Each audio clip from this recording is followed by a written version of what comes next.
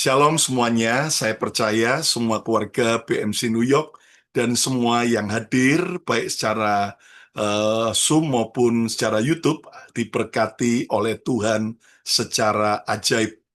Dan saudara sekalian, apapun kondisi yang sedang kita lewati hari-hari ini, tetaplah percaya bahwa Tuhan Yesus tetap pegang kendali. Ayo yang setuju, coba katakan Tuhan Yesus pegang kendali. Ya. Nah, tahun ini kita banyak belajar tentang future foresight, siap menghadapi masa depan. Kita tidak pernah tahu apa yang sesungguhnya akan terjadi, tetapi yang kita yakin pasti bahwa Tuhan ada bersama dengan kita dan Tuhan sudah menyediakan masa depan yang penuh dengan harapan. Nah, bulan ini, saudara sekalian, subtema kita adalah berpikir kritis. Saya tahu ketika kita berbicara berpikir kritis, banyak hamba-hamba Tuhan maupun para pemimpin itu ketakutan jika berbicara pengikutnya untuk berpikir kritis. Tetapi Anda harus ingat bahwa sebenarnya banyak orang-orang Kristen yang kurang seimbang, di mana mereka hanya kuat di area roh, tetapi secara logika mereka sangat kurang. Sebaliknya ada juga orang yang kuat di logika, tapi secara roh juga kurang. Nah, Tuhan mau kita agar seimbang. Kenapa? Karena jika saudara hanya kuat di area roh, tapi di logika kita tidak seimbang, akibatnya kita bisa yaitu ngawur atau kebablas atau bahkan bisa tersesat. Sebaliknya, jika kita hanya kuat di area logika, tapi roh kita tidak, maka akibatnya logika kita kuat, tapi ininya kering, ya, kerontang, kering, dan tidak ada sebuah lawatan. Jadi, logika dan roh itu harus seimbang. Bukankah Alkitab mengatakan, hendaklah kamu memiliki pikiran dan perasaan Kristus, ya. Jadi ada pikiran itu di area logika, ada perasaan di area jiwa dan roh kita, dan itu adalah sesuatu yang harus seimbang dalam hidup kita. Bahkan Tuhan Yesus juga berkata, hendaklah kamu cerdik seperti ular, tapi juga tulus seperti merpati. Ketulusan, kebaikan, kejujuran, ini bicara soal area karakter dan area yaitu mental kita, jiwa, dan juga area roh kita. Tetapi kita tidak hanya harus tulus, tidak hanya harus baik, penuh dengan cinta, tetapi kita juga harus cerdik, cerdas, seperti yang Tuhan mau. Dan kecerdikan, kecerdasan itu berbicara juga menggunakan logika. Kita harus belajar berpikir kritis. Nah, pertanyaannya, apa sih itu arti berpikir kritis? Selalu menggunakan logika, menggunakan data atau semua apa yang menjadi file, dan menggunakan pertimbangan matang. Jadi saya ulang lagi, berpikir kritis itu artinya selalu menggunakan logika, menggunakan data, dan pertimbangan yang matang. Bukan hanya sekedar emosi atau hanya ikut-ikutan. Nah, itulah arti daripada berpikir kritis. Pakai logika, pakai data, dan pertimbangan yang matang. Bukan berdasarkan asumsi, tapi data yang memang betul-betul legit atau dapat dipertanggungjawabkan. Nah, ketika kita belajar berpikir kritis, kita tahu bahwa hari-hari ini kita sedang menghadapi situasi yang namanya krisis. Ya, krisis itu bisa beraneka ragam, bukan hanya krisis soal ekonomi, tapi juga bisa terjadi krisis soal kesehatan, soal keluarga atau pernikahan, atau krisis dalam kerohanian, atau banyak krisis-krisis yang lain. Nah, hadapi krisis itu bukan dengan ketakutan, tetapi dengan iman percaya, tetapi juga dengan berpikir kritis. Nah, saya mengajak saudara untuk belajar sebuah kebenaran firman dengan tema krisis bukanlah akhir, tetapi permulaan. Ya, ayo ucapkan bersama saya 2, 3. Krisis bukan akhir, tetapi apa? Permulaan. Mengapa saya mengajak saudara untuk belajar ini? Karena banyak orang menganggap yang namanya krisis itu adalah akhir dari hidupnya. Kalau orang menghadapi krisis lalu berkata, aduh mati aku. No, no, no, no, no, no. Saudara, bukan. Di dalam Tuhan kita belajar, di dalam Tuhan kita harus mengerti bahwa krisis bukanlah akhir, tetapi krisis justru sebuah permulaan baru. Ya, dan hari ini saya mengajak saudara untuk belajar dari seorang tokoh Alkitab. Orang ini orang yang peka dengan suara Tuhan, dia intim, dia seorang yang betul-betul cinta Tuhan, dia orang yang sungguh-sungguh mengenal Tuhan, bahkan dia berani menyampaikan setiap pesan Tuhan walaupun resikonya itu sangat berat. Dan orang ini, saudara sekalian, yang luar biasa ini, ternyata juga harus melewati masa krisis. Nah, siapakah orang ini? Itulah Nabi Elia. Mari kita lihat 1 Raja-Raja 17 ayat yang pertama. Lalu berkatalah Elia orang Tisbe dari Tisbe Gilead kepada Ahab, kepada Raja Israel. Demi Tuhan yang hidup, Allah Israel yang kulayani, sesungguhnya tidak akan ada embun atau hujan pada tahun-tahun ini, kecuali kalau kukatakan. Saudara sekalian, lihat bagaimana Nabi Elia atas perintah Tuhan, dia menubuatkan bahwa pada tahun-tahun ini, ya, tidak akan ada embun, tidak akan ada hujan. Dan ini berbicara tentang apa? Tentang krisis. Karena pada waktu itu Anda tahu, kalau sampai tidak ada hujan, tidak ada embun, berarti itu betul-betul akan kering, dan pertanian dan juga peternakan akan mengalami masalah besar. Nah, Tuhan memberitahu akan datangnya krisis kepada Nabi Elia, dan itu disampaikan oleh Nabi Elia kepada Raja Ahab dan kepada bangsa Israel. Nah, kekasih Tuhan yang menarik, saudaraku, yang akhirnya mengalami krisis, ya, kekurangan masa, tidak ada hujan, tidak ada air, bukan hanya Raja Ahab yang yaitu berontak dan membawa Israel menyembah kepada berhala. Bukan hanya bangsa Israel yang meninggalkan Tuhan, tetapi Nabi Elia juga lewati masa krisis itu. Jadi jangan kaget jika saudara mungkin hari ini berkata, mengapa aku sudah cinta Tuhan, aku sudah rajin berdoa, rajin ibadah, aku sudah berkorban begitu luar biasa, aku sungguh-sungguh melayani Tuhan, mengapa aku melewati krisis? Hari ini dengar baik-baik, orang percaya pun juga kalau ditentukan Tuhan harus lewati krisis, itu saudara nggak boleh kecewa, tidak boleh marah. Namun bedanya, bagi orang tanpa Yesus, krisis adalah akhir. Tetapi bagi yang percaya Yesus, krisis bukanlah akhir dari segalanya. Tetapi krisis justru adalah permulaan baru yang Tuhan mau kerjakan dalam hidup saudara dan saya. Yang percaya, katakan amin. Yang percaya, katakan haleluya. Nah, saudara sekalian, semua orang suka kelimpahan.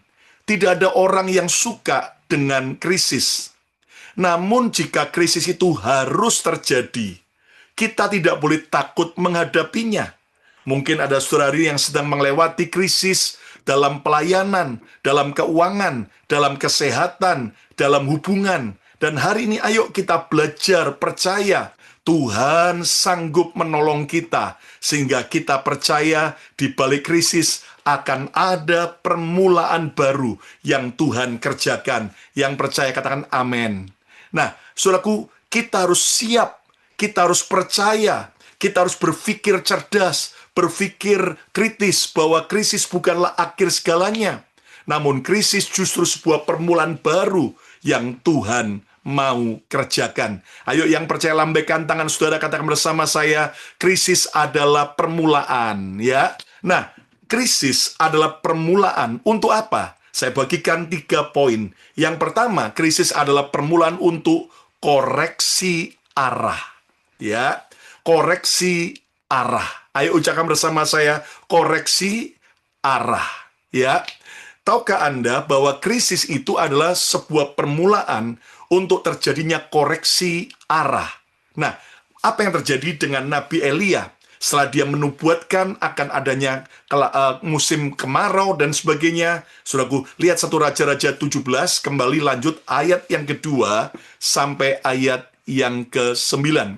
Kemudian datanglah firman Tuhan kepadanya. Nah, di tengah krisis, kita perlu mendapatkan rema firman Tuhan khusus.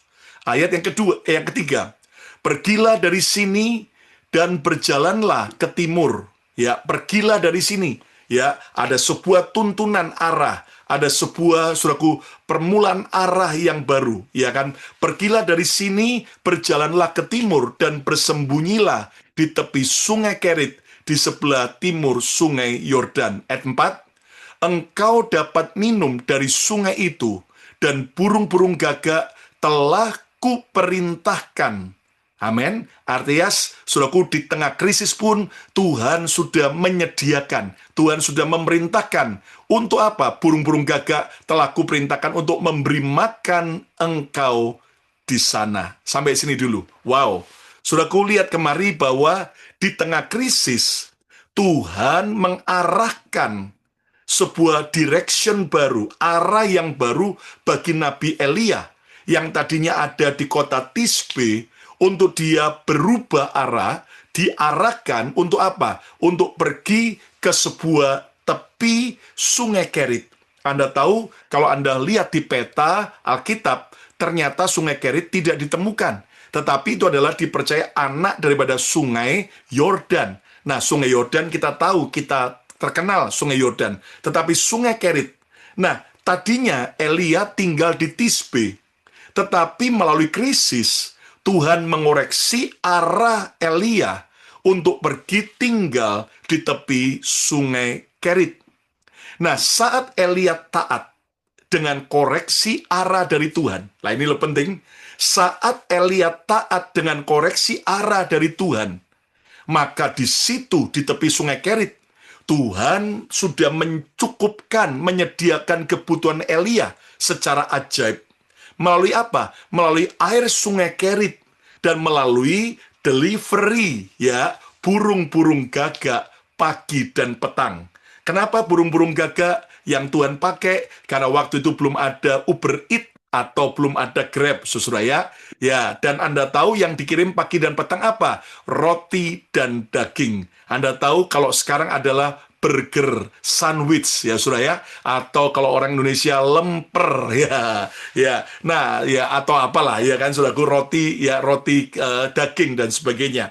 Nah, yang menarik, saudaraku, burung-burung gagak ini dipakai Tuhan. Dan kalau Anda baca dan belajar di Alkitab, burung-burung gagak ini, saudaraku, terkenal burung-burung yang apa? Yang rakus, serakah. Bahkan juga burung yang dianggap najis. Bahkan juga, saudaraku, di berbagai bangsa menganggap burung gagak itu identik dengan yaitu dunia sihir, dunia kegelapan, dunia setan, ya. Dan itu adalah, saudaraku, apa yang ada di berbagai negara. Nah, tetapi yang menarik, ya, burung gagak yang dianggap haram, burung gagak yang rakus, burung gagak yang dianggap, saudaraku, berkaitan dengan dunia kegelapan, tapi bisa dipakai Tuhan untuk memelihara hambanya Nabi Elia. Yang saya mau katakan buat saudara sekalian, percayalah, Tuhan bisa pakai siapapun juga untuk menolong dan memberkati orang-orang yang taat dengan koreksi arah dari Tuhan. Katakan amin. Percayalah bahwa Tuhan itu, saudaraku, selalu punya banyak cara untuk memberkati, untuk memberikan pertolongan dan kemenangan buat saudara. Makanya, belajarlah taat mengikuti koreksi arah dari Tuhan. Ya, belajarlah untuk ikut untuk kemana Tuhan perintahkan. Ya, tetapi yang menarik, di tengah ketaatan Elia, ternyata satu saat sungai Kerit kering. Loh, katanya Tuhan mau berkati saya, katanya Tuhan mau tolong saya. Lah kok ternyata sekarang sungai Keritnya kering. Nah, di saat itulah Elia membutuhkan lagi koreksi arah dari Tuhan. Dia membutuhkan firman Tuhan. Dia membutuhkan rema dari Tuhan. Ini yang penting. Dan yang menarik adalah, saudaraku percayalah, Tuhan itu selalu akan hadir di musim kehidupan kita. Bukan hanya pada waktu enak, tapi juga pada waktu di tengah-tengah kesulitan. Apa yang terjadi? Lihat 1 Raja-Raja 17 ayat 7-9 sekarang. Tetapi sesudah beberapa waktu, sungai itu menjadi kering, sebab hujan tiada turun di negeri itu. Ya, ayat yang ke-8. Maka datanglah firman Tuhan kepada Elia. Ayat 9, bersiaplah, pergi ke Sarfat. Sebuah koreksi arah. Ada permulaan baru, yaitu koreksi arah lagi. Tadinya dari saudaraku tempatnya Tisbe, pergi ke tepi sungai Kerit, sekarang disuruh kebalik ke arah lain lagi, ke Sarfat, yang termasuk wilayah Sidon, dan diamlah di sana. Ketahuilah, nah ini lebih penting, ketahuilah, ya kita semua harus tahu, pegang darah masing-masing, katakan, ketahuilah, ya, aku Tuhan telah memerintahkan seorang janda untuk memberi engkau makan. Elia belum sampai ke sana, tapi Tuhan sudah ada di sana. Percayalah, nama Yesus adalah Alfa dan Omega.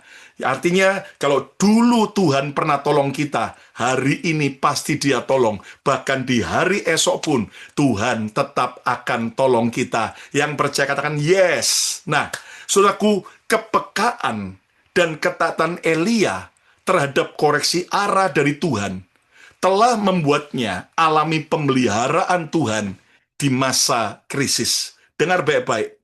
Kepekaan dan ketaatan Elia dan juga kepekaan dan ketaatan kita terhadap koreksi arah dari Tuhan akan membuat saudara akan lewati krisis ini dan akan melihat pemeliharaan Tuhan yang ajaib.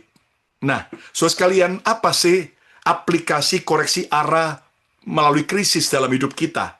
Ini bisa terjadi adalah koreksi arah di mana kita berada, keberadaan kita, posisi hidup kita, ya. Lalu juga bisa koreksi arah pekerjaan atau pelayanan kita. Ini bisa tentang strategi atau juga koreksi arah dalam mengikuti tren perubahan yang terjadi.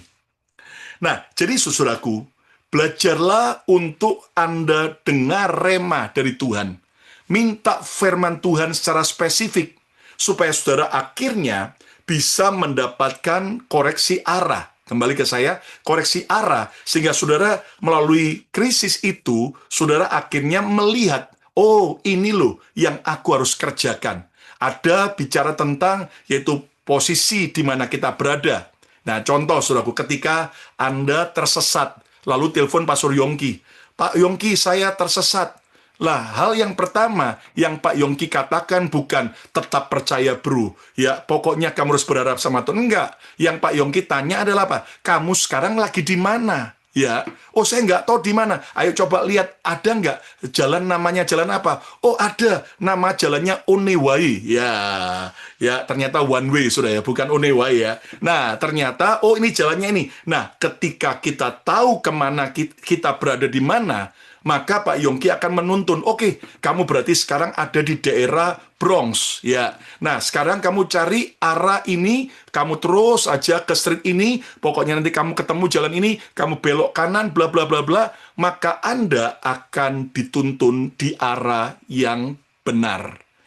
Nah, di masa krisis ini, ketika saudara, ini bukan cuma soal ekonomi ya, tapi ketika engkau menghadapi banyak tantangan, pergumulan, kegagalan, kekecewaan, hal-hal yang buruk, saudaraku, di luar kenyataan, di luar apa yang Anda harapkan, itulah saat permulaan untuk Anda menerima koreksi arah.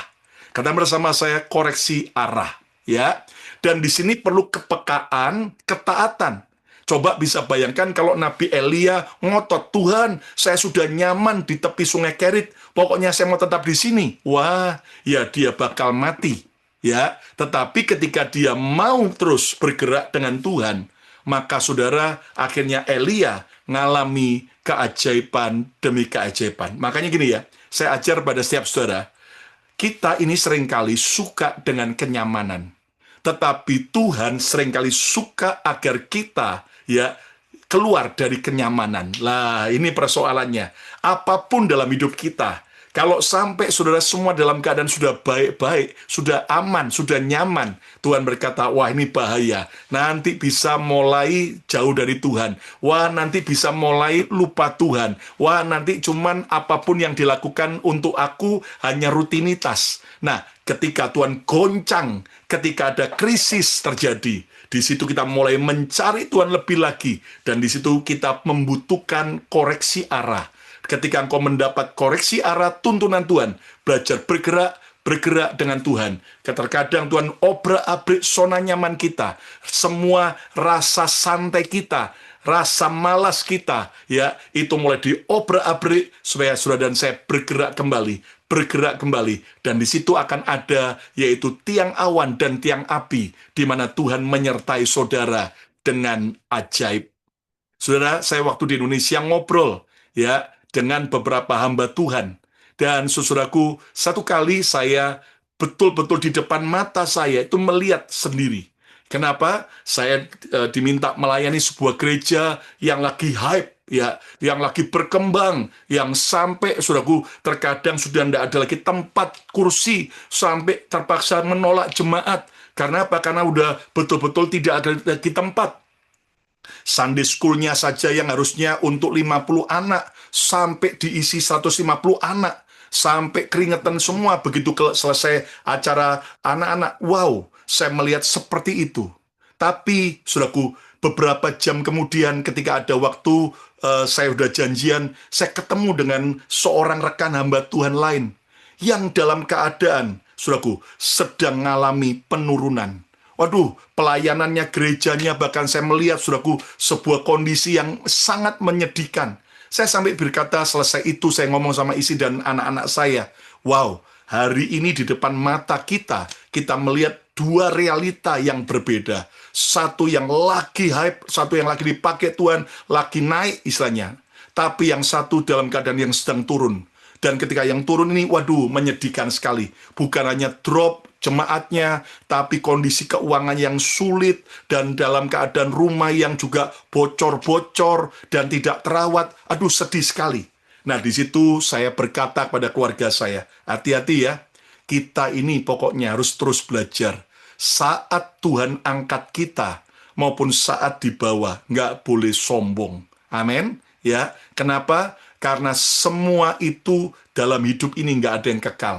Saudaraku, hati-hati. Makanya jangan kita ketika di atas kita merasa sok hebat, kita pikir bahwa itu yang namanya keberhasilan, kesuksesan, kekayaan itu akan selamanya. Oh, saudaraku, mari kita belajar. Kita nggak boleh sombong. Semua dari Tuhan. Semuanya titipan Tuhan. Makanya kita harus belajar terus merendah. Tapi yang kedua, saya berkata pada keluarga saya begini, dan mengingatkan diri saya, dan saya share buat saudara, adalah apa? Belajar yuk. Untuk kita ini, saudaraku, belajar terus, saudaraku, mau dikoreksi arah oleh Tuhan.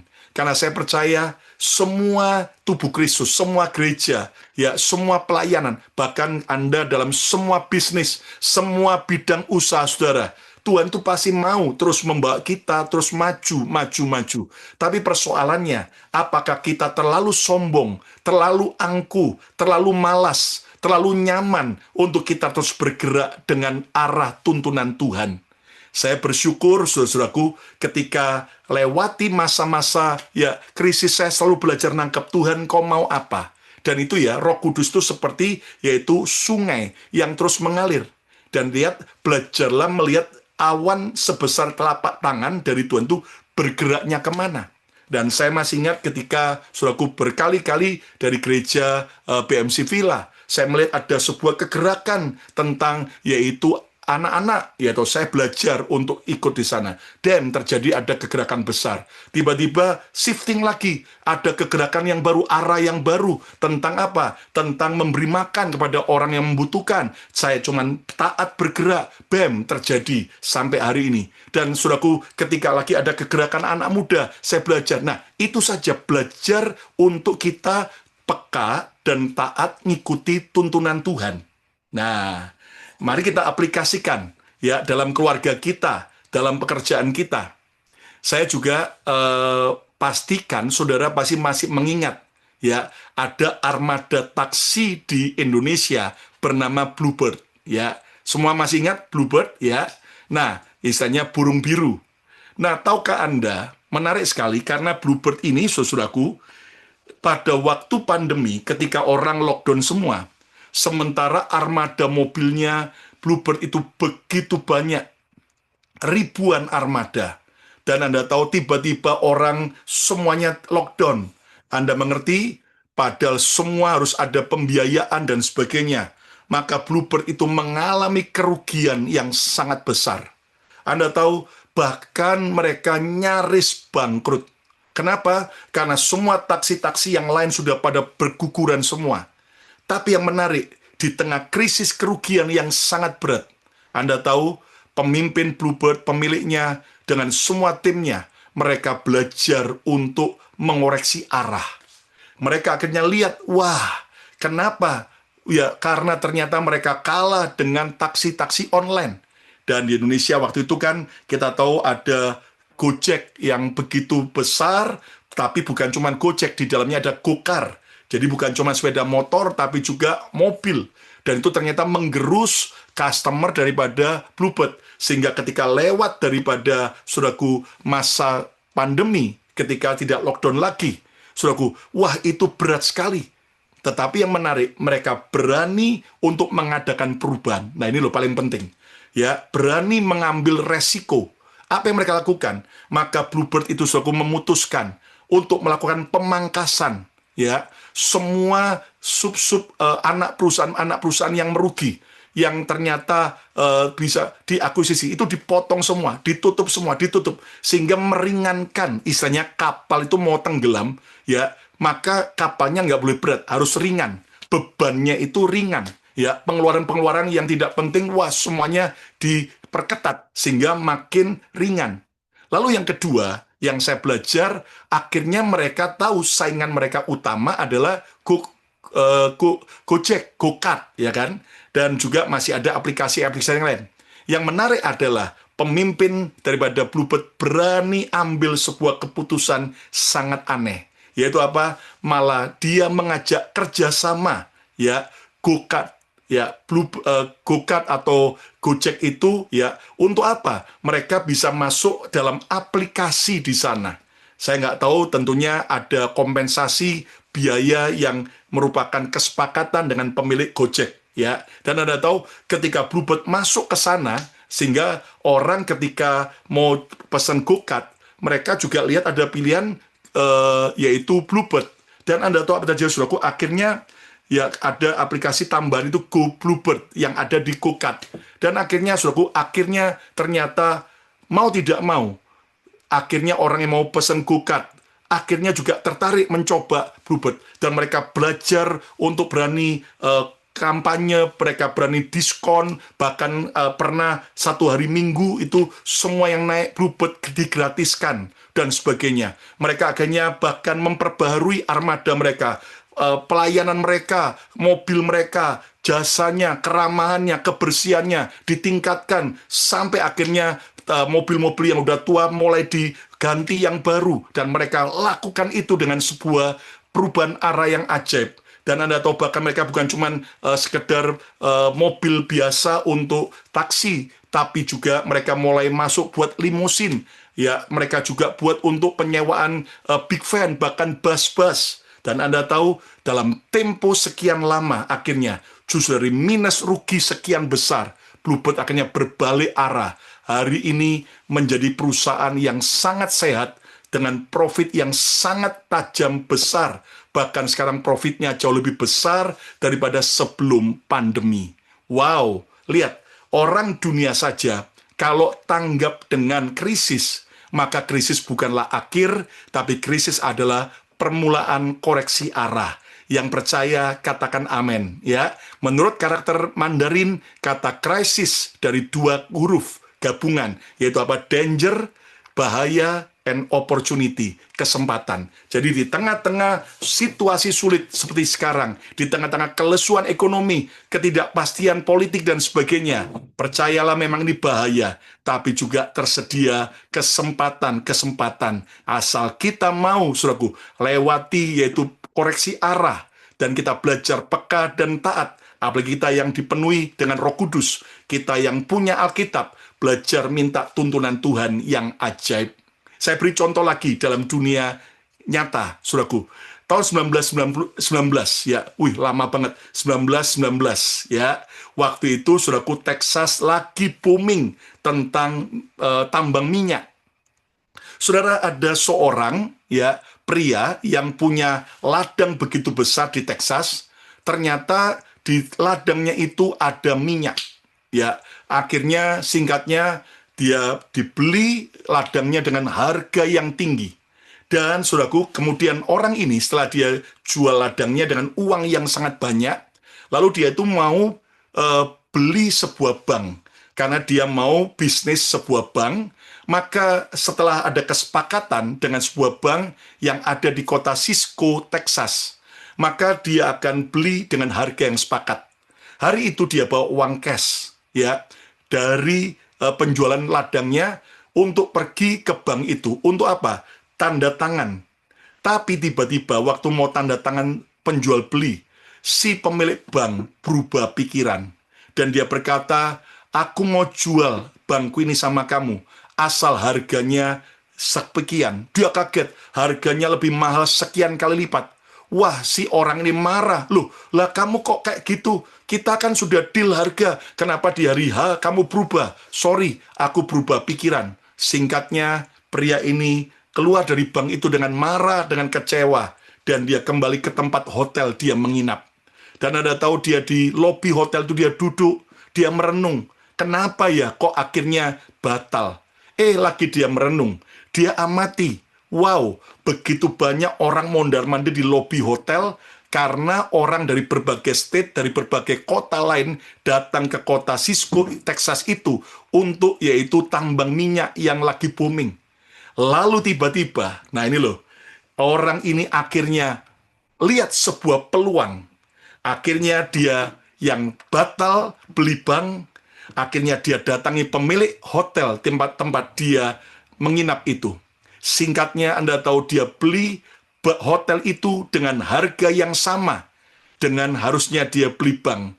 Dan setelah dia beli hotel itu, dia perbaiki, dia buat pelayanan yang luar biasa, dia betul-betul buat semua customer nyaman, sampai hanya berkembang, bukan hanya di kota Cisco, Texas, tapi sampai ke kota-kota, bahkan juga 50 state, bahkan ke seluruh dunia. Itulah Conrad Hilton. Sehingga akhirnya lahirlah suatu kerajaan Hilton Hotel. Dan Anda tahu sampai hari ini Hotel Hilton termasuk hotel yang terus naik. Kenapa? Gara-gara Conrad Hilton. Dia batal beli bank, tetapi dia melihat ada sebuah koreksi arah, di mana akhirnya dia pindah ke area hotel. Maka ada jaringan kerajaan Hilton Hotel sampai hari ini. Saudara, ayo kita percaya semua krisis, semua keadaan yang tidak nyaman, semua keadaan yang tidak menyenangkan, kalau kita belajar mengerti Tuhan, itu ada koreksi arah baru yang Tuhan sedang mau kerjakan. Yang percaya katakan amin. Kalau ada saudara yang kehilangan kerjaan, dipecat atau di PHK, nggak usah sedih, atau kerjaan lagi sesu. Berdoa, di saat yang sama, Tuhan akan buka pintu-pintu yang baru. Dan itu adalah hal yang Tuhan selalu kerjakan bagi orang percaya. Katakan amin. Yang kedua, krisis bukanlah akhir, tapi permulaan. Yaitu apa? Yang kedua, krisis adalah permulaan untuk koreksi diri. Ya, tadi koreksi arah, sekarang koreksi diri. Kata bersama saya, koreksi diri. Ya. Nah, di masa krisis terjadi, saudara dan saya jangan sibuk menyalahkan orang. Jangan sibuk menyalahkan Tuhan. Jangan sibuk menyalahkan keadaan. Tetapi sibuklah untuk belajar mengoreksi diri di masa krisis. Sehingga saudara mulai introspeksi diri, ya, sehingga kita mulai melihat kekurangan kita, kekuatan dan kelebihan kita. Mana buktinya? Lihat, balik pada Elia 1 Raja-Raja 17 ayat 10 sampai ayat 12. Sesudah itu, Elia bersiap, lalu pergi ke Sarfat. Setelah ia sampai ke pintu gerbang kota itu, tampaklah di sana seorang janda sedang mengumpulkan kayu api. Ia berseru kepada perempuan itu, katanya, "Cobalah ambil bagiku sedikit air dalam kendi, supaya aku minum." Ayat 11, ketika perempuan itu pergi mengambilnya, ia berseru lagi, "Cobalah ambil juga bagiku sepotong roti." Ayat yang ke-12, perempuan itu menjawab, "Demi Tuhan Allahmu yang hidup, sesungguhnya tidak ada roti padaku sedikit pun, kecuali segenggam tepung dalam tempayan dan sedikit minyak dalam buli-buli. Dan sekarang aku sedang mengumpulkan 2 potong kayu api. Kemudian aku mau pulang dan mengolahnya bagiku dan bagi anakku, dan setelah kami memakannya, maka kami akan mati." Aneh sekali. Coba lihat kemari, saudaraku. Wow, Elia ini, saudaraku, ya, apa nggak shock? Ya, saudara, dari Sungai Kerit dia udah jalan jauh sampai, ya, yaitu ke Sarfat, ke daerah Sidon. Ternyata, saudaraku, ya, kalau Anda tahu Sarfat Sidon itu sekarang, ya, negara apa? Ya, itu bersebelahan dengan Israel. Saudaraku, ternyata, waduh, sampai di sana yang ditemui siapa? Bukan janda pemilik pabrik kecap. Bukan janda terkaya di kota Sidon, ya, atau Sarfat, tapi janda miskin yang sama-sama susah seperti Nabi Elia. Bayangin, sampai dia berkata, "Ini adalah tepung terakhir yang aku akan buat roti, dan ini akan aku makan dengan anakku, dan setelah itu kami akan mati." Nah, saudaraku, di saat itulah Tuhan sedang mengajak Elia di tengah krisis, bukan hanya memulai koreksi arah, tetapi sebuah permulaan untuk koreksi diri. Elia harus belajar mengoreksi diri di saat krisis. Kita juga harus belajar mengoreksi diri di saat krisis. Tuhan sengaja tidak menyuruh Elia pergi ke konglomerat kota Sarfat, tetapi kepada janda miskin kota Sarfat. Untuk apa? Untuk Elia mengoreksi ketaatannya kepada Tuhan. Terkadang perintah Tuhan memang tidak masuk akal. Tapi pertanyaannya, apakah engkau tetap mau taat? Ini juga bicara koreksi pengharapan kepada Tuhan. Atau kita berharap sama manusia. Nah, ini loh, perlu koreksi diri. Kadang-kadang kita ini akhirnya harapnya sama orang kaya, harapnya sama kenalan, harapnya sama yaitu bos kita. Ingat, tempat Anda bekerja itu bukanlah sumber berkat. Bos Anda bukanlah sumber berkat. Semua cuman alat, ya, saluran berkat. Kita harus percaya sumber berkat kita cuman Tuhan Yesus. Katakan amin. Makanya di sini mesti koreksi diri, koreksi hati. Apakah kita ngandalkan manusia, ngandalkan orang kaya, ngandalkan koneksi, ngandalkan kepandaian kita, ngandalkan semua pengalaman kita, atau tetap ngandalkan Tuhan. Nah, ini loh. Bahkan juga koreksi motivasi hati kita, benar atau salah. Koreksi dari kegagalan, keberhasilan, bahkan juga dari kesalahan dan kebaikan di masa lalu. Ayo hari ini, izinkan setiap krisis untuk kita koreksi diri. Ya, ketaatanku selama ini sama Tuhan gimana? Harapanku ini sama siapa? Saya pesan buat para orang tua yang sudah anak-anaknya udah besar, ya, anak-anaknya sudah punya kerjaan, tetap harapan orang tua bukan anak-anak. Oh, nanti anak-anak akan memelihara saya sampai tua, nanti akan merawat saya. Ya, berapa banyak orang tua kecewa karena mereka berharap bukan sama Tuhan, tapi sama manusia. Tapi percayalah, anak-anak kita mungkin bisa melupakan mengecewakan orang tua, tapi Tuhan tidak pernah mengecewakan kita. Amin, saudaraku.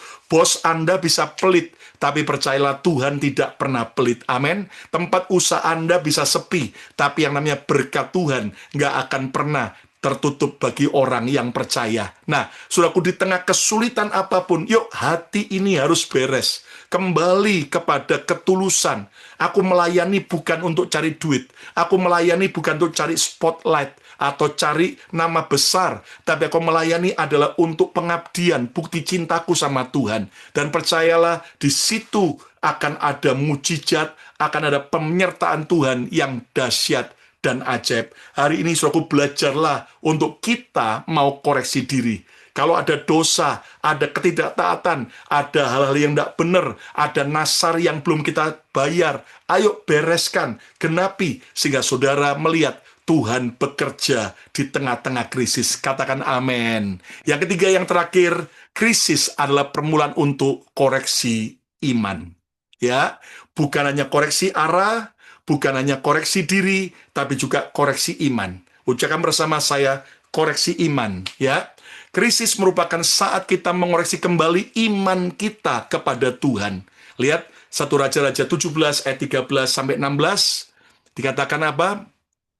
Tetapi Elia berkata kepadanya, kepada janda Sarfat itu, janganlah takut. Nah ini loh penting, di tengah krisis, di tengah masalah, pegang dada masing katakan, janganlah takut. Ayo pegang, katakan, janganlah takut. Ya, nanti masa depanku bagaimana? Katakan, janganlah takut. Ya, pesan Tuhan hari ini buat setiap kita, janganlah takut. Pulanglah, buatlah seperti yang kau katakan, tetapi buatlah lebih dahulu bagiku sepotong roti, bundar kecil daripadanya, dan bawalah kepadaku, kemudian barulah kau buat bagimu dan bagi anakmu. Ayat 14, sebab beginilah firman Tuhan Allah Israel, tepung dalam tempayan itu tidak akan habis, dan minyak dalam buli-buli itu tidak akan berkurang, sampai pada waktu Tuhan memberi hujan ke atas muka bumi. Ayat 15, lalu pergilah perempuan itu dan berbuat seperti yang dikatakan Elia. Maka perempuan itu dan dia serta anak perempuan itu mendapat makan beberapa waktu lamanya. Ayat 16, tepung dalam tempayan itu tidak habis, dan minyak dalam buli-buli itu tidak berkekurangan, seperti firman Tuhan yang diucapkannya dengan perantaraan Elia. Wow, keren sekali. Krisis bukan hanya mengoreksi iman Nabi Elia, tapi juga krisis mengoreksi iman janda Sarfat. Begitu juga, saudaraku, begitu iman janda Sarfat bangkit, sehingga ia rela memberi dahulu roti terakhirnya kepada Tuhan. Akibatnya tepung dan minyak itu terus dilipat gandakan Tuhan selama masa krisis. Bagaimana kondisi imanmu hari ini? Apakah imanmu sedang bangkit, sedang besar, sedang kuat, atau imanmu hari ini sedang kecil, sedang melorot, sudah hancur? Ayo bangkit. Apakah iman Anda di zona aman, ataukah di zona mujizat? Iman yang penuh ketakutan, atau iman yang nekat berani? Hari ini, yuk koreksi iman Anda. Kalau imanmu sedang goyah, kalau imanmu sedang gembos, kalau imanmu sedang, saudaraku, hancur, bangkit kembali. Ayo kembali beriman percaya. Janji Tuhan itu ya dan amin. Lewat masa sulit, Anda harus percaya dia Tuhan akan bekerja di luar daripada dugaan kita. Krisis merupakan cara Tuhan untuk memperbesar kapasitas iman kita. Amin. Krisis akan memaksa kita keluar dari zona nyaman kepada zona iman dan zona mujizat. Makanya, saudaraku, jangan kaget. Beberapa orang berkata begini, aduh Pastor Lukas, ini adalah masalahku yang terberat. Ya, ini adalah ujianku yang paling berat selama aku hidup.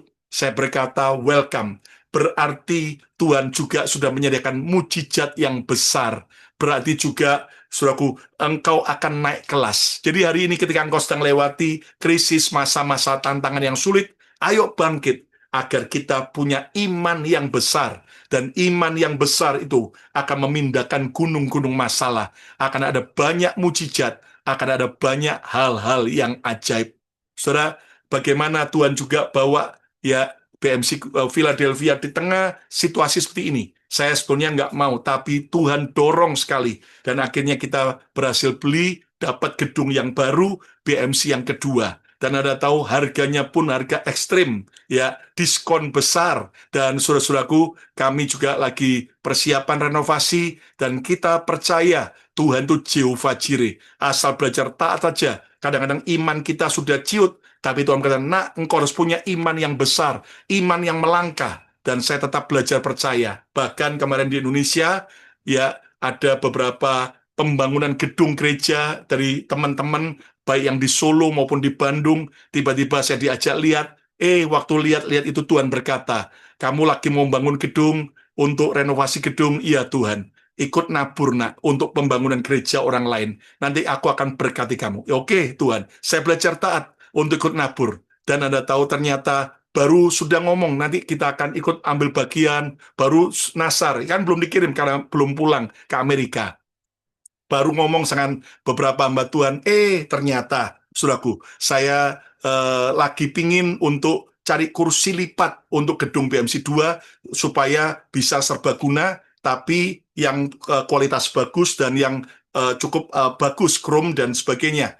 Lalu ternyata saya dikenalkan dengan sebuah perusahaan kursi yang ada di Cimahi, Bandung, dan waktu lihat, mereka punya kursi lipat, dilihatkan waktu pelayanan saya dibawakan contohnya sama direkturnya, kita coba lihat, kita duduki, wah ini bagus. Lalu dia berkata, perlu berapa Pastor Lukas? Perlu 300 kursi, ya. Dan kemudian, saudaraku, akhirnya itu untuk lantai 1, lantai 2 di BMC kedua. Lalu kemudian saya berkata, oke, coba hitung harga, minta diskon ya. Kemudian, saudaraku, nggak lama kemudian ada teman yang lain yang berkata, apa yang diperlukan untuk BMC kedua? Saya berkata, wah Tuhan sediakan. Loh, aku dengar kamu katanya mau beli, pastor mau beli kursi ya? Oh iya, perlu 300. Akhirnya orang itu berkata, udah, 300 kursi itu aku yang nabur saja. Wah, luar biasa ya. Anda tahu bahwa saudaraku hanya sekedar ya baru ngomong aku siap nabur. Tuhan sudah memberi tuayan yang ajaib ya. Bahkan tadi sudah memberi kabar bahwa pabrik sudah siap dan juga sudah ditransfer uangnya oleh yang mau menabur. Bahkan kita sudah siapkan untuk nanti produksi, lalu kemudian pengiriman sampai ke kota Philadelphia dari Indonesia. Nah, saudaraku, mari kita belajar percaya. Saya imani dalam nama Yesus, bukan cuma BMC New York saja yang akan diberkati, tapi semua saudara juga akan diberkati. Amin. Ayo belajar untuk kita di tengah krisis. Kita tahu ini waktunya koreksi iman kita. Iman kita nggak boleh biasa-biasa. Iman kita harus diperbesar. Iman kita harus betul-betul seperti apa yang Tuhan suka. Kesimpulannya, jadikan krisis bukan akhir segalanya, namun permulaan untuk kita melihat Tuhan sebagai Jehovah Jireh. Nah, krisis adalah permulaan untuk apa? 3 hal. Yang pertama, krisis adalah permulaan untuk koreksi arah. Yang kedua, koreksi diri. Dan yang ketiga, koreksi iman.